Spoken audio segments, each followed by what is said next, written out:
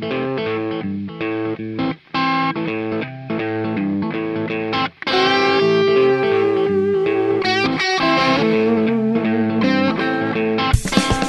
to the Will Cain Show on Fox News Podcast. I am your host, Will Cain. Please tell your friends all about this new corner of the universe where we come together, we talk, we converse, we will debate.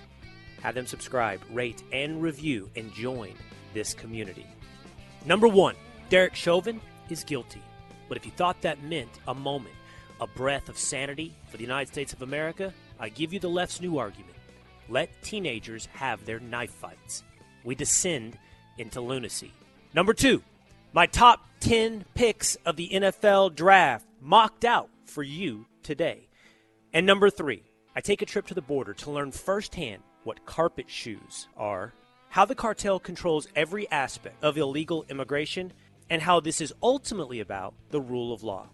Number one, on Tuesday, a jury of Minnesotans convicted Derek Chauvin, the officer involved in the killing of George Floyd, of second-degree murder. They convicted Derek Chauvin of third-degree murder. They convicted Derek Chauvin of second-degree manslaughter. I was surprised. As I laid out in the last episode of the Will Cain podcast, I suspected that the state would have some trouble proving intent, proving the needed mental state to get a jury to find guilt in Derek Chauvin on the charges of murder. I suspected he would be guilty of manslaughter. I was surprised he was found guilty of murder. But I do not think it's unjust. If you want to look at injustice, look outside the courtroom.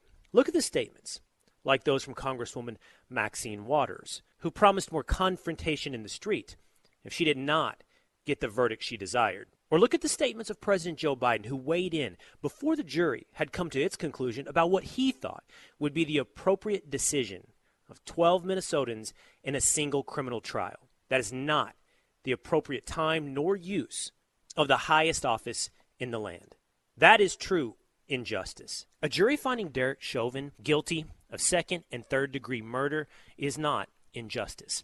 I was not in that jury room. I respect the process. I hope they made their decision free from fear, free from the politics of the moment. I hope they made their decision based upon the evidence, the facts, and this singular case, this singular tragedy on the streets of Minnesota. But if you thought that verdict in Minnesota would be a sigh of relief for this nation, if you thought it might be a single moment of unity, if you thought it might be an opportunity to turn the page, you were sorely mistaken, because this was not the end of anything, much less justice.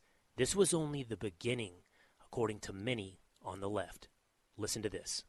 But I'm not happy. I'm not pleased. I don't have any sense of satisfaction. I don't think this is the system working. I don't think this is a good thing.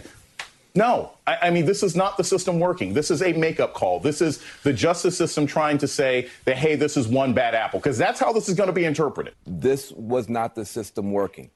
This was people making the system work. That's the key. Don't forget.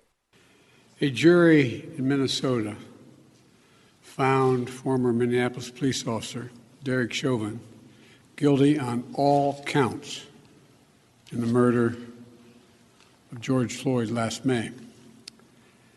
It was a murder in the full light of day, and it ripped the blinders off for the whole world to see. The systemic racism the Vice President just referred to.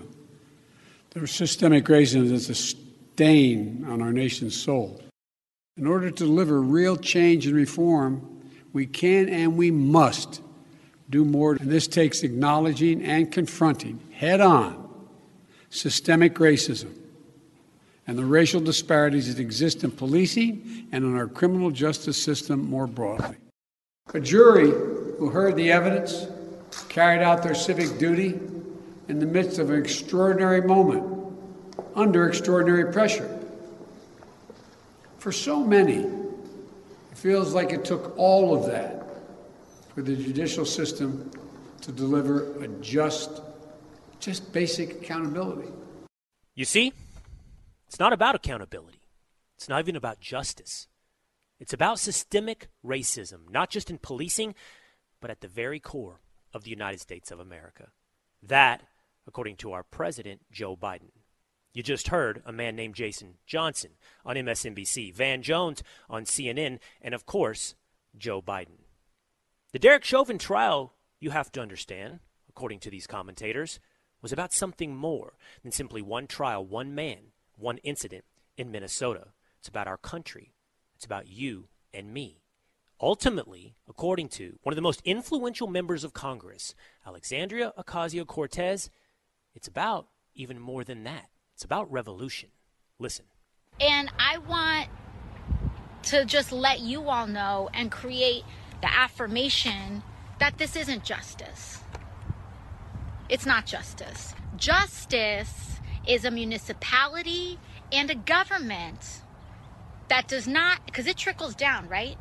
That does not value military and armaments more than it values health care and education and housing. So no, this verdict is not justice. Frankly, I don't even think we call it full accountability. There you have one of the biggest revolutionaries in the United States government saying the trial of Derek Chauvin was about a revolution. Let's talk about what the Derek Chauvin trial was not about for one moment. It was not about race. It was not about black lives. No matter what Joe Biden tells us, there was no reference in the trial to race. There was no suggestion nor single shred of evidence that supported the idea that Derek Chauvin acted out of malice, acted out of motivation of George Floyd's race. And yet somehow Joe Biden tells us it's not just about this one incident, it's about our country. It's about you and me. And this idea, this indictment of us, is an increasingly widespread conclusion. I was recently looking at a poll put out by a group called the Skeptic Research Center. It was asking Americans what they thought, what they guessed, what would be their estimate of how many unarmed black men were killed every year by police in this country. This poll revealed that 80% of liberals believe that over 100 unarmed black men are killed by police every year. It revealed that half of liberals believe that the number lies somewhere between 1,000 and 10,000 unarmed black men killed by police yearly. 20% of conservatives believe the number is north of 1,000. Do you know what the actual number is? In 2019, 14 unarmed black men were killed by law enforcement. That is according to the Washington Post.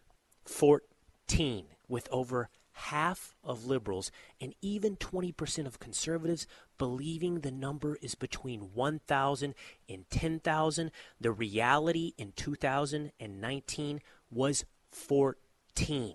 How could everyone's perception of reality be so off? Well, it could be from some of the most influential cultural figures that we have, and perhaps the most irresponsible sports superstar in my lifetime, LeBron James, tweeting out things like black men are literally, quote, literally, in his words, being hunted down in the street. It could be people like President Joe Biden using these incidences, while tragic, each and every one of them, representing someone who has been lost, someone to mourn, but President Joe Biden using these tragic incidences to indict not just policing, but our country to its core.